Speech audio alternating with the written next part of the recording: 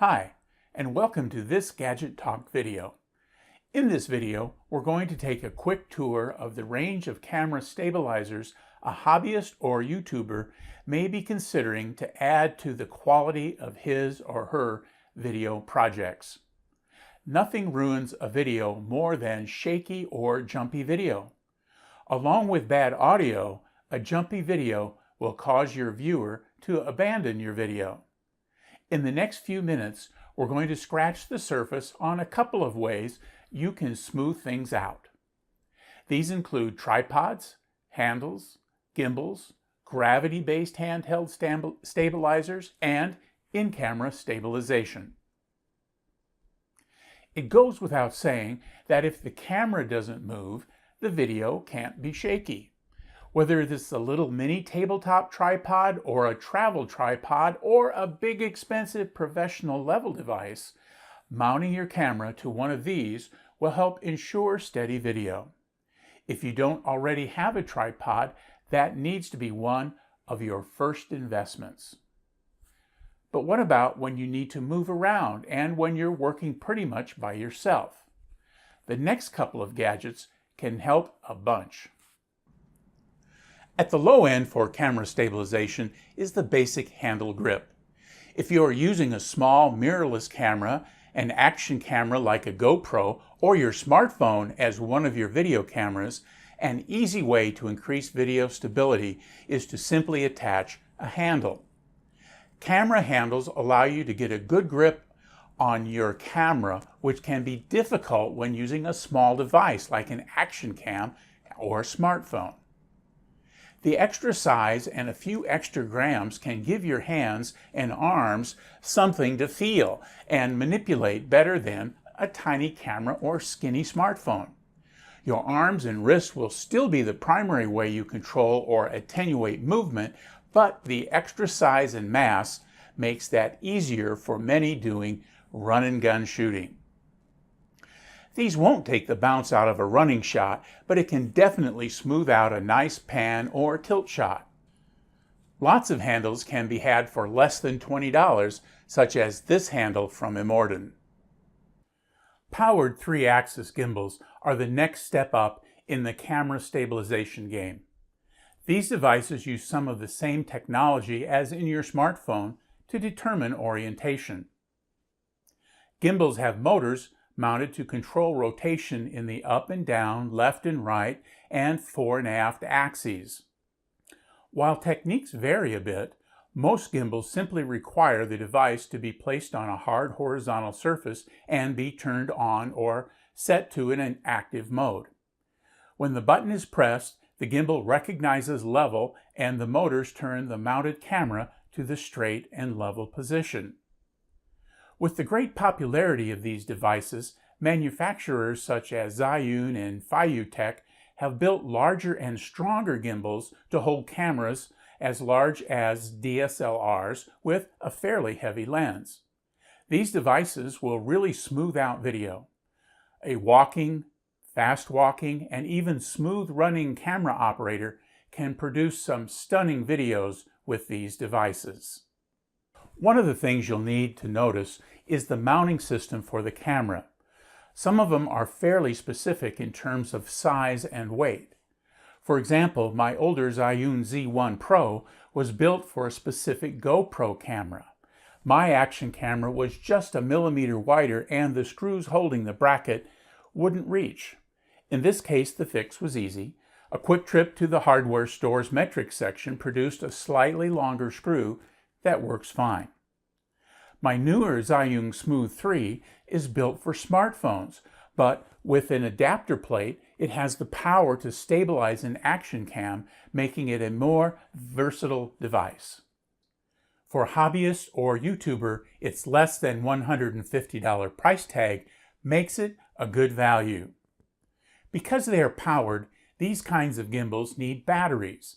They are sometimes rechargeable batteries that you insert into the handle after charging with an external charger, or in some cases like my Zhiyun Smooth 3, the battery is mounted permanently in the handle. Some gimbals will even allow you to charge your camera or smartphone from the gimbal's battery. If you are looking at a gimbal, you've probably noted that there are a number of specialty gimbals too. You can get small gimbals to mount to your motorcycle helmet, bicycle handlebars, and even to a chest mount harness. For many of you thinking about the need for video stabilization, a 3-axis gimbal will be your best bet. So in this clip, we're going to take a quick look at the movement of the gimbal. I'm outside here to have a little more room. And you can see that when in this particular gimbal powers up, it powers up in what's called the pan mode. And what it allows you to do is to move from side to side. And the gimbal will cause the camera to lag a little bit, but travel smoothly. So if you turn abruptly, you hopefully saw that the camera lagged a little bit, and then it slowly caught its way back up to where you were pointing. This gives you a nice smooth pan. The next mode is called the locking mode, and again in this smooth cue that I'm using, the locking mode just allows you to do both pan but also tilt. And so if you go up as it did in the pan, the camera goes down with you, but slowly. So that gives you a nice tilt. So both the tilt and the pan are locked. So if you're moving like this, the gimbal will cause the camera to move slowly to give you a nice smooth mode. Now, or a nice smooth pan or tilt. Now the third mode is called the follow mode. And in this case, wherever you push the handle, the gimbal is going to follow. So it goes up and down and side to side. This would give you a good smooth shot if you were walking, following beside or behind someone. Mechanical handheld stabilizers have been around for a while and do a good job stabilizing the videos from larger cameras, such as DSLRs and both professional and prosumer video cameras. This device uses gravity as its primary stabilizing force, and so doesn't need batteries. There are a number of hobbyist and enthusiast level stabilizers from several vendors out there in the sub $100 range. These little devices take a little patience and practice to use effectively. It all starts with the setup. After mounting the camera to the stabilizer, the operator has to add or subtract weights that come with the kit to ensure the camera stays upright.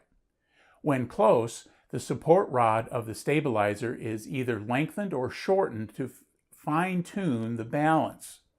Once that is achieved, the drop test is done starting with the camera and stabilizer rod held horizontally. When released, the camera should take 3 to 4 seconds to return to upright. You're not done yet, however. Using fine adjustments on the camera's mounting plate, you'll need to slide the camera left and right or fore and aft to ensure the camera's center of gravity is directly over the stabilizer's pole or rod that connects to the weight sled at the bottom. This can be a bit of a challenge, and this is where the patience part comes in. Also know that any change to the camera will require rebalancing. Yep, even taking off the lens cap. With this glide cam style stabilizer, you get the stabilization just with gravity using so you can see it stays pretty stable as you move it around. I've got it balanced.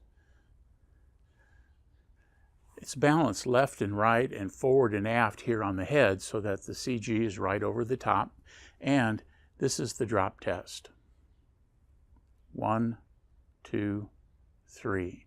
So with a 3 to 4 second drop, you know that you've got your glide cam pretty well balanced. These little devices will take some practice to get the hang of. Plan on some walks around the house and through the neighborhood to build your skills.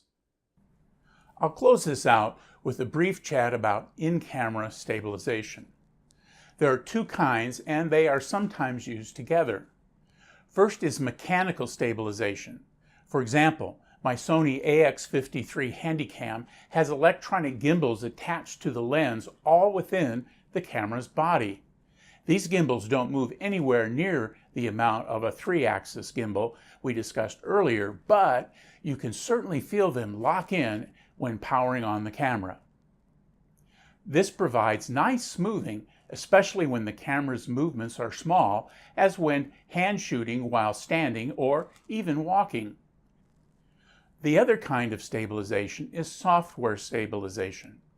This is available in even low-cost cameras in many cases. With this method, the image processor is programmed to notice the movement of pixels and to mathematically determine what the picture should be. In cameras capable of 4K recording, when they're used at lower resolutions, the processor uses some of the extra pixels to manipulate the framing of the shot to smooth things out. In all cases, good shooting technique is the first requisite for smooth video. Good shooting technique is achieved by practice and learning from your mistakes. So get out there and shoot, even if it's just around the neighborhood. Take your shots home, view the video, assess your successes and failures, hit delete, and go do it again. With good technique, these stabilizing tools can really add value to your video shots. If you found this information helpful, please hit the thumbs up button below and be sure to subscribe to the Gadget Talk channel to be informed when I post new videos.